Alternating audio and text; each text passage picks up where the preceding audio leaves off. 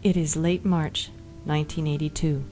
My husband and I have just pulled up to the Alaska Native Medical Center with our 16-month-old daughter and 3-week-old son to report for duty.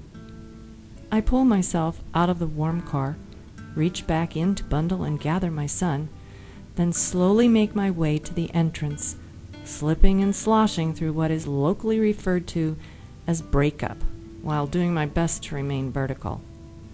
As I reach the entrance, I am conscious of a shadow through the windows of the lobby, hastily approaching the same entrance from within. Just as I realize the automatic doors are not working, the door opens and a slight elderly woman with an abundant smile and sparkling eyes motions me inside.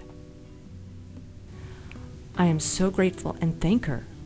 Still smiling, she raises her eyebrows, turns, and is gone. At that moment, I realized we had connected.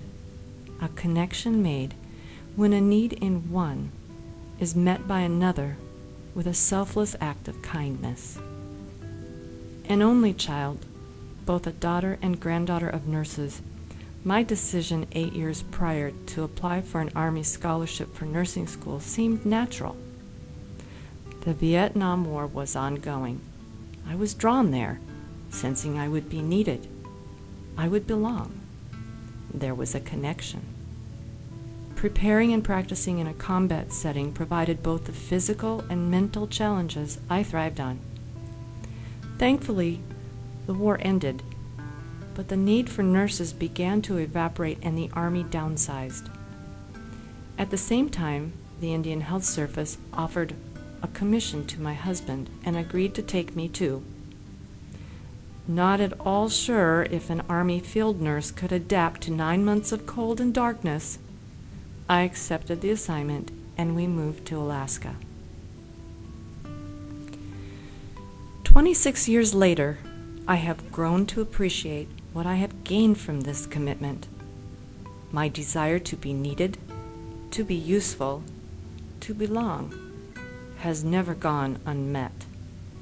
With cancer claiming a grandfather I never knew, my auntie, my 2 twin uncles, and my own mother, I have found a personal link with the Native patients and families in Alaska so often struck by this devastating disease. I have learned from them too.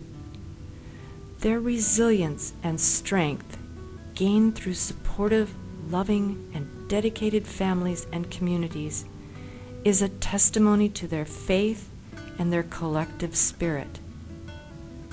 When asked to tell my story to community health aides in training about my own cancer diagnosis, treatment, and experience in 2003, the question put to me most often is, how do you talk to patients who have cancer? What do you tell them? My answer is simple. I don't talk. I listen and smile. I open the door. I connect.